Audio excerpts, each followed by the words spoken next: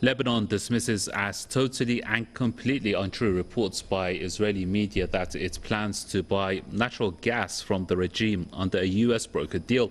The Lebanese Ministry of Energy and Water says Beirut and Cairo are working on a gas supply agreement to help alleviate Lebanon's electricity shortages. It says the agreement clearly specifies that the gas must come from Egypt.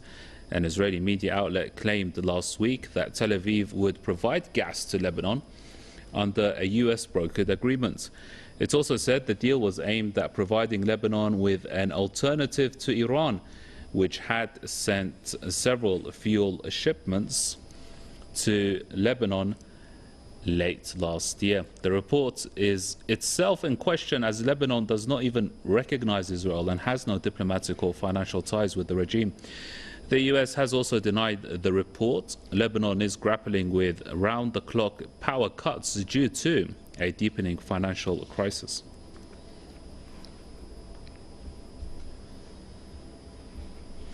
Joining us is Robert Fantino, author and journalist from Kitchener, and we also have Jason Unruhe, a political commentator from the Niagara Falls.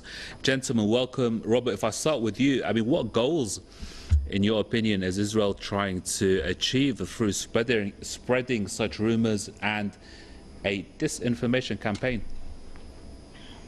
The Israeli government wants to indicate that yet another country in the Middle East is starting to trade with it, as several have during the so-called Abraham Accords from the Trump administration. So by creating this rumor and spreading this rumor, it seems to indicate that perhaps another country is going to recognize Israel and begin dealing with Israel. I think Lebanese government's categorical denial does put the lie to that, but that will not stop Israel from attempting to foster that lie anyway.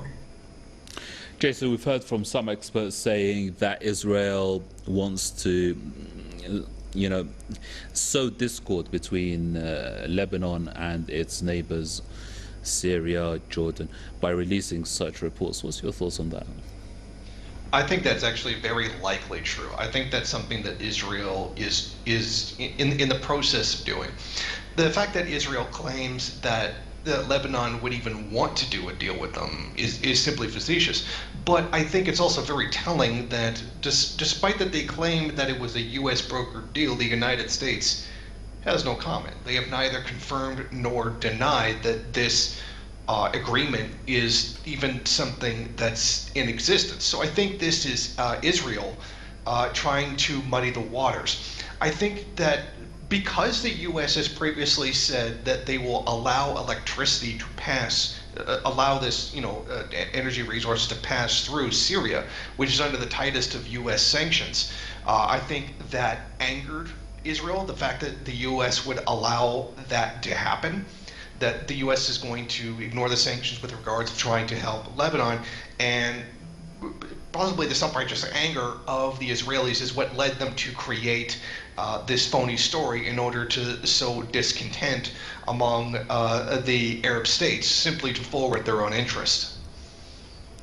Robert, do you think this is a part of a concerted effort by the United States and Israel to restrict Iran's influence in Lebanon? Tehran has dispatched several oil tankers, fuel shipments to Lebanon to help alleviate the country's energy crisis.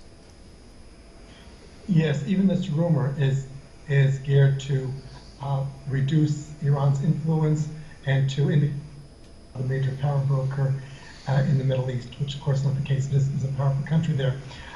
That the United States will go to any lengths to try to, in any way, damage the reputation of Iran or weaken Iran has been clearly shown, not only for generations, most recently with Trump's withdrawal from JCPOA and Biden's refusal to re-enter it under any reasonable terms.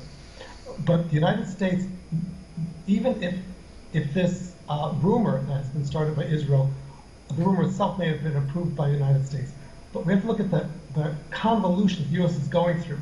It would have to allow, as the other commentator mentioned, the oil to go through Syria, which is under heavy sanctions, it would have to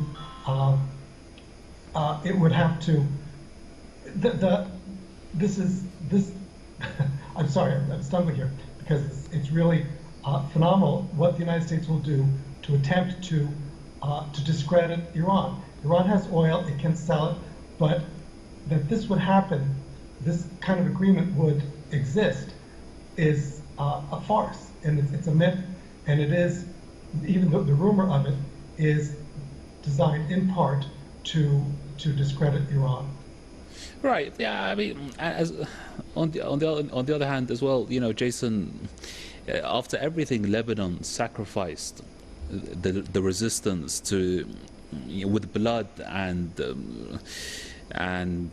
its resistance to liberate its land, to regain its sovereignty from Israeli occupation. Israeli tanks reached the presidential palace in the Lebanese capital, Beirut. After all that, Lebanon would strike a deal or make any form of deal with an apartheid regime, which Lebanon considers Israel to be. I mean, that's laughable, is it not? Yeah, that certainly is laughable. I mean, whoever is supplying energy to the country is going to wield a significant amount of influence and power. So I sincerely doubt that Lebanon would hand that kind of power over to Israel. And then Israel could simply shut off the power anytime that the Lebanese government said something that they didn't agree with, most particularly criticism of the ongoing genocide of Palestinians. So this, under all possible scenarios that at least I can think of, this makes no sense whatsoever. This claim by Israel seems to be really just an attempt at wrecking diplomatic ties between the Arab states. I mean, other than that, this really serves no other purpose. Okay, gentlemen, thank you very much indeed for your thoughts and your contribution and your time. Let me thank our guests, Robert Fantino, author and journalist, joining us from Kitchener, and also Jason Unruhe, political commentator from the Niagara Falls. And that brings an end to another edition of the News Review.